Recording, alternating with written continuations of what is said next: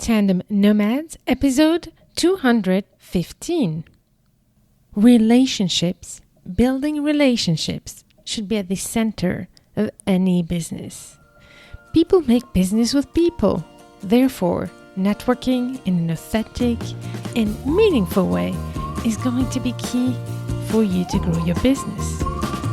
Hello, Nomad Nation. Welcome to Tandem Nomads, the podcast show and entrepreneurship platform where you can find great inspiration and tips to grow a successful, portable business and thrive in your global nomadic life. This is your host, Emel Deregi.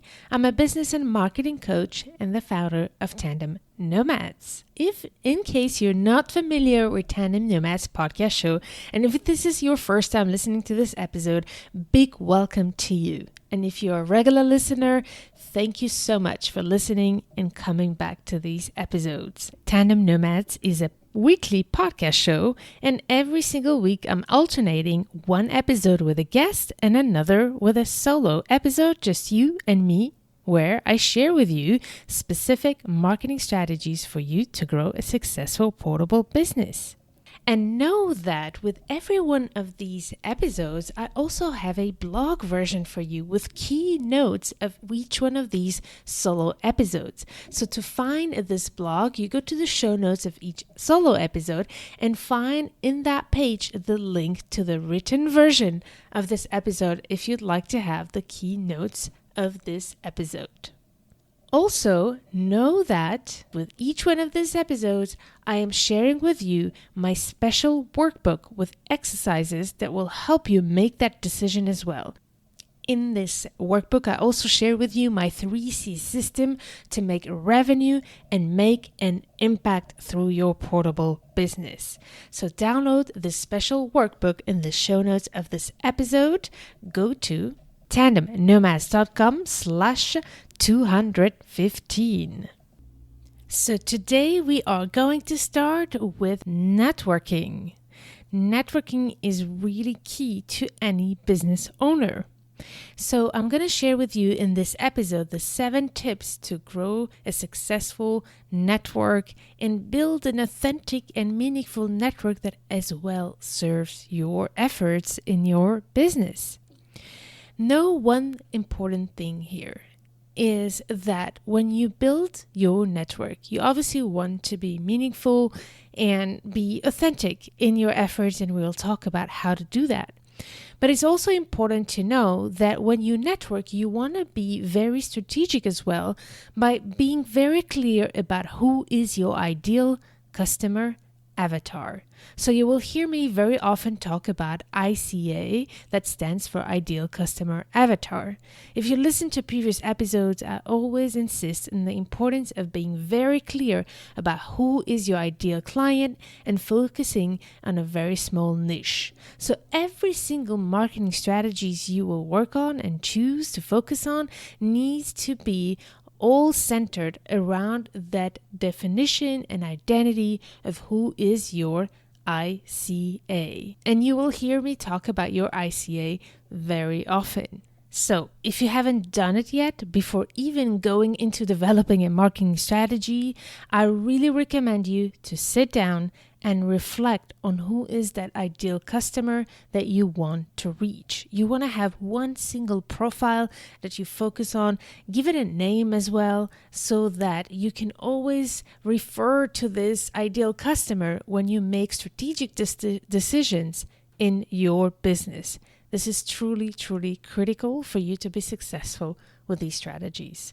So, networking is one of the first marketing strategy that I will share with you here because networking is the natural way humans connect with each other. So this marketing strategy should be your first strategy, no matter what your ICA is or where your ICA is. You should always look at how you can build relationships. In fact, the way I want you to define a networking is by building relationships. The other definition of networking here is the exchange of information and ideas among people with a common profession or special interest, usually in an informal social setting. Networking often begins with a single point of common ground. I want you to remember this definition because it does give you all the secret ingredients for you to build strong relationships. And one of them is about finding the common ground. So where do you find people to network with? Well, you start with your existing network and find who knows who. You already have connections. You already have friends. You probably have past colleagues or present colleagues. Even if you're not in touch with them anymore, get back in touch with them. Rebuild that connection. It's never too late. And then look at who they know. And maybe they might know your ICA. So never hesitate to ask your network, do you know this type of people I'm looking to connect with? Then you can also find your people in the events, the conferences, the trade fairs, all the meetups that you might have found through your market research. Also, associations, professional organizations, clubs, etc. And finally, social media platforms like LinkedIn, Facebook groups, or even LinkedIn groups, etc. are places for you to find the people to network with and build relationships. We will have a whole episode, the next one, on social media, but the principles are going to be very, very similar. So then, how to choose which places to focus on? The first thing is choose the relevant places where your ICA is. You should know it by now, right? Then don't forget that you also want to connect with your peers because they are going to bring you as well information about your market and exchange knowledge and know-how. So also look at places where your peers are. And finally, choose relevant places where your potential partners could be as well. And when you do that, become part of the community. Build those relationships, but truly and authentically try to be part of this tribe. The stronger the connection is between you and the rest of the community, the stronger your network will be. So pick the most relevant platforms and then show up in those platforms on a consistent basis. For you to build those relationships, you need to show your face and have those conversations and share those common grounds on a regular basis. Now, you might tell me, what if you cannot find a community? What if you cannot find a platform where people meet, be it offline or online? Well, my answer to you is you create it. If you feel like there is something missing in the market to bring people together in your specific niche, then be the one to bring people together. I can share with you my story when I started Tandem Nomads that was really focused at the time on expat spouses. And believe it or not, as big as New York is and with all the things that New York has to offer, it was very difficult to find a platform to meet with other expat spouses because most of them will simply stick to their own organizations where their partners work or their own country. But I wanted a platform where spouses from different backgrounds would meet and not just from my husband's, for example, platform or nationality. So I couldn't find it and I decided to organize a conference to bring all these people together. And from that conference, so many clients came up out of it, and that has helped me build the foundations of Tandem Nomads when I had just started. But guess what? It did not happen overnight. Out of one conference, I got a lot of clients, but it was over the years by building that relationship with them after this conference. So don't think about it as an overnight success, but again, you have to invest in this for the long term. So think about that. If you don't find a community, start it yourself. It really does not take much. You can be very creative, try to hustle through it. Just, for example, renting a restaurant room and bringing people together, or any space in a library. It doesn't have to be fancy like I did here. Just bringing people together in a coffee shop, for example, could be enough to get started. Now that I introduced some of the key things to know about networking, here are the 7 tips to network effectively. And the first tip is to prepare before you meet. And this is specifically if you decide to go to an event. First of all, find out who will be there and try to connect with them before. For example, on LinkedIn, a lot of conferences or events have a list of participants or have their own group, for example. Then look for these people and try to build a connection with them and then say, hey, let's meet during that event. So that when you get there, you already have that first icebreaker that has happened before you met. The second is to find out about the common ground and how you can be of service. When you do this in advance, it will help you engage with this person in a way that really attracts their attention. So you already know before you meet this person and have some ideas of how you can help or what kind of conversations can you initiate to have an interesting exchange. Also, another tip is to always show up a few minutes earlier. That will help you connect with the hosts, will help you get comfortable with the setting, and also get to meet people as soon as they arrive so that you have time to discuss, network before the event starts or the speaking engagement start. And finally, connect with the host. This can really take you a long way. Whenever you can have a connection with the host of the event, make sure to build that relationships. Who knows, by knowing you, by knowing what you do, maybe at some point they will even invite you to speak at their event. So think about these tips of how you can prepare before you meet. Second tip, be interested and not interesting. I already mentioned that. So here are some quick tips of how you can do that. First of all, when you go to an event or you try to connect with people, you want to choose quality over quantity. Obviously, the more people you know, the better it is. However, you need to authentically try to reach out to people and try to know them for real. So focus on quality in order to have that relationship grow over time. Also, and this is specifically for networking during an event, don't get stuck with one person or only people you know. Make sure to welcome newcomers, see the people you know, and then very quickly try to include others in the conversations and meet other people so that you can also be the one who's the networker and the person who puts the people together, and that will take you a long way. Make people share their story, ask them questions, listen, and be genuinely interested so that you can remember their stories. When you meet them again or you find something relevant, you can help them with or share with them. Remember what they said, as I said, and find out how you can help and take notes to follow up. This is something that you can do mentally, but I sometimes have my own notebook that I take with me in events to remember who said what, and sometimes I just put some keywords on the business card of that person. So maybe you want to do that as well. And then connect people with each other. This will be an amazing way for you to really expand your network, but also being the one who connects people together. And by the way, I'm talking a lot about here physical events, which we know at the time of this recording does not happen a lot.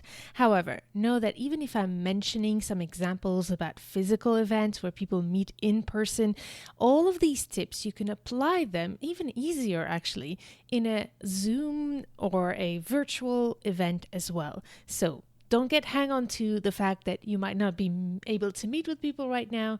Know that the principles are the same, but hopefully you'll also be very soon able to actually go to physical events.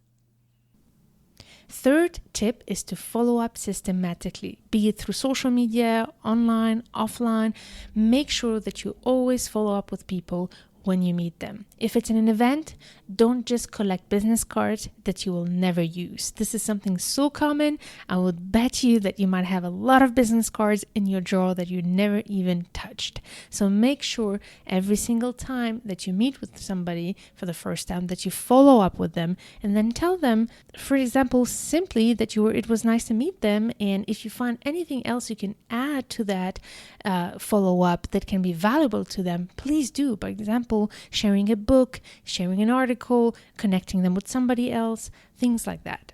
I suggest that you automatically send a LinkedIn invitation with a personal note. Don't just click the button connect. Always send a personal note that says, "Hi, I'd love to connect." And in just one sentence, make them want to connect with you by sharing something relevant. And this can be also applicable to any other social media platform where you can connect with people. But LinkedIn is definitely one of the great places to connect, especially at a professional level. And again, the way you choose your social media platform is by defining where is your ICA spending their time. Check and follow their work and their content on social media. If these people are active on social media, you want to be there to support them. The more you show up on their feed, commenting, liking, generally doing so, the more they will really pay attention as well to what you are doing and be interested in you as well, as much as you are interested in their work. Also, send an email with a quick reference to what they said or what you promised to share during a conversation. This is a way for you to follow up with people when you meet them. And finally, follow up in a different channel if they do not respond. Sometimes people are just not paying attention to the load of email or messages they get. So in certain cases, email would work better. In other cases, DM would work better. So if you send a first message and the person does not answer, then you forward that person a second email just to say, "Hey, I wanted to make sure you got my email." The third time, then follow up in a different channel, for example, through LinkedIn messaging. And here I want to recommend you a great tool called HubSpot. HubSpot is a customer relationship management tool that helps you keep track of your contacts, your communication with them, as well as add any notes or reminders to follow up, etc. So I highly recommend it to you, and I will share the link in the show notes of this episode on tandemnomads.com/215. You will find it there, as well as the workbook that I recommend you to download. Fourth tip is to give value. Find out what would be really helpful to the people you meet and what problem you can solve for them. When you meet people, you should always have this in mind. How can you help? And then send valuable free resources that you have that can give them a quick win. The more resources you have, even if it's not your own, and that can help your network, the more valuable you will become to them. So make sure to figure that out. Whenever you meet somebody and you see that there's something that can help them, feel free to share. Also, as I said before, connect them with other people that would be interested in connecting with. This is a great way to support them. If you know somebody who could be a great client to another person, connect these two people together and help them get to know each other. Also, if you want referrals and people to send you business, you need to as well send business. So give referrals and engage with people's content. There's a great book called The Go-Giver. I highly recommend you to check it out. And it's written by Bob Burg and John David Mann. I had the honor to interview Bob Burg on the podcast show Tandem Nomads. I highly recommend you to also check this interview, where he talks of so many ways where you can give instead of expecting things in return, and how this philosophy can really help you grow your business. As he says, your true worth is determined by how much you give in value than you take in payment. If you want to embrace this philosophy, then check out The Go-Giver. I also have it in the show notes of this episode. You will find the link to it on tandemnomads.com/215. The fifth tip is to schedule the time to reconnect and nurture those relationships. In fact, you need to make it part of your weekly routine. No matter what kind of business you have, that should be something that you think about every single day, how to connect with people proactively and be really mindful about the way you do it. So include it in your daily routine. You can also set a reminder to reconnect or follow up with people through tools that I mentioned before, like HubSpot. And then send spontaneous intentions to show that you genuinely care. When you think about someone, just send a quick message. Say, "Hey, I'm thinking about you. I just wanted to know how you're doing."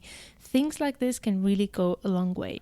You can also use other ways to communicate, like snail mail, voicemail, or any other creative ways to be remembered. Try to be creative with this. Voicemails, for example, are something that not everybody does, or even calling somebody with a phone can be a way to connect in a meaningful way. So don't hesitate to find different ways to connect with your network. And again, here, as I said before, you can use HubSpot to set up reminders, to reconnect, follow up, and make people feel valued. For example, if somebody mentions that it's their birthday on a certain date, insert it right away in the HubSpot. You can even download the app on your phone and put the date of the birthday there so that it sends you an automatic reminder, or put it in your calendar simply so that you remember to wish this person happy birthday. If somebody mentions, for example, that their mother or their father are in the hospital getting operated, you can send a card of wishing well to the parents. Think about all those intentions, those genuine intentions that you could do for you to really not only start building relationships, but also be remembered by others. Here is the most important thing you need to understand. This strategy is about being in it for the long haul. Don't build these relationships by expecting something in return right away. By the way, expecting something in return will ruin it for you. You need to make it part of the way you are and genuinely are interested in. Networking and building relationships should be one of your main marketing strategies, but you have to count it among those for the long term and make it a way of being, not just a way of doing business. So now I will share with you the tips number 6 and 7 that will be a bit more focused on how you can actually start benefiting from all these efforts and how to be effective in order to generate business for you. The 6th tip is be okay with asking for help and making an offer. If you truly follow the 5 tips before and genuinely build those relationships, you should be feeling okay with also asking for help because you've been there helping all along the way. So it's okay to reach out and ask people if they can help you. Know that people want to help and want to feel valuable to others. So that is one thing that you could remind yourself if you're shying away from asking for help. Also, you need to be very clear about what you are asking for. If you need help, don't just say, hey, for example, if you want to collaborate with somebody, don't just say, I want to collaborate. Say exactly what you want from them as a collaboration so that they know if they can say yes or no. Make it easy for people to help you by saying exactly what you need. Also, make it easy for people to help you by providing them the information and guidance they need. For example, if you want somebody to introduce you to another person, give them the pitch, give them the text, give them what they should say to this other person so that they don't have to think about it, so that it doesn't make it more difficult to figure out how to do this properly. Also, don't forget to show gratitude and make a gesture to thank them. This is something that will also go a long way. Even the smallest help that somebody can give you, make sure to show that gratitude. I have this great example from Bob Burg. I have interviewed Bob Burg, and he's one of the most famous authors in the United States when it's about building relationships and referrals. And despite of the fact that he's this big shot, he did lead by example. He immediately sent me a note after I interviewed him on my podcast to thank me for interviewing him. This is probably the first person who has ever sent me a thank you note after I interviewed them.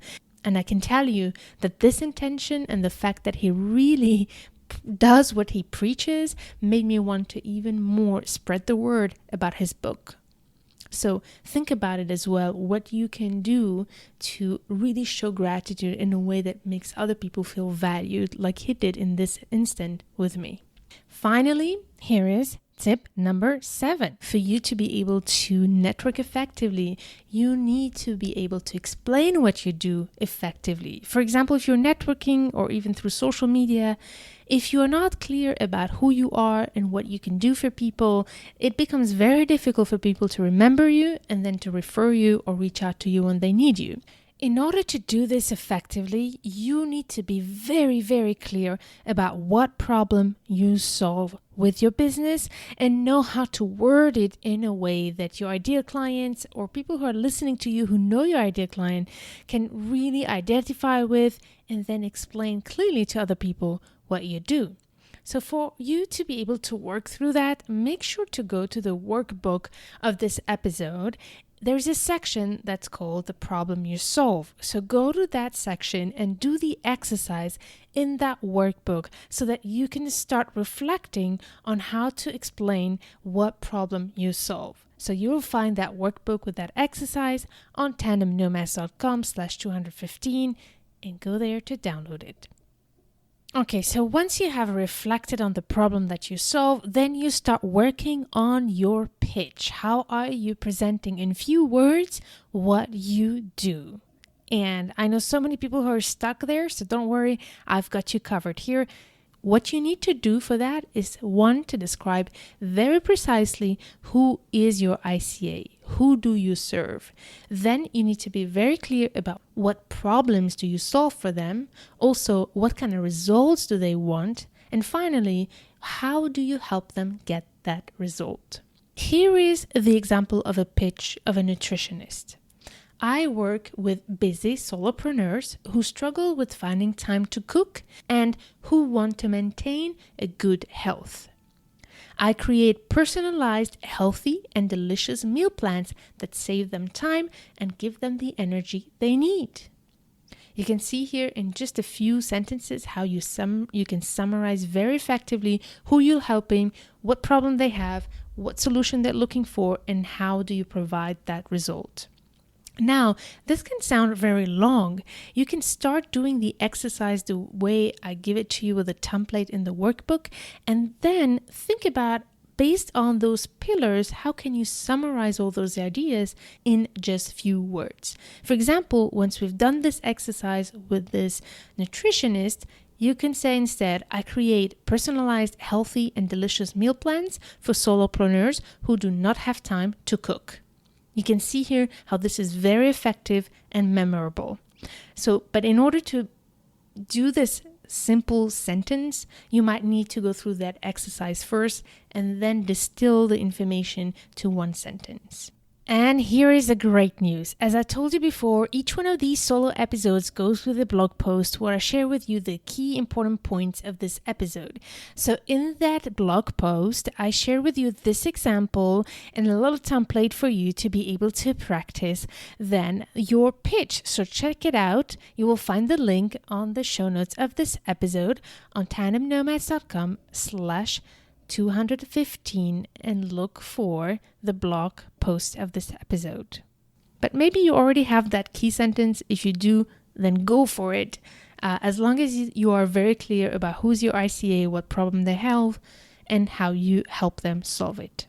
Also, don't hesitate to be creative and generate curiosity. I have this example with a paramedic in a ski resort who says, I jump from helicopters to save lives. And you can see how this short sentence that's very provocative can actually lead to conversations.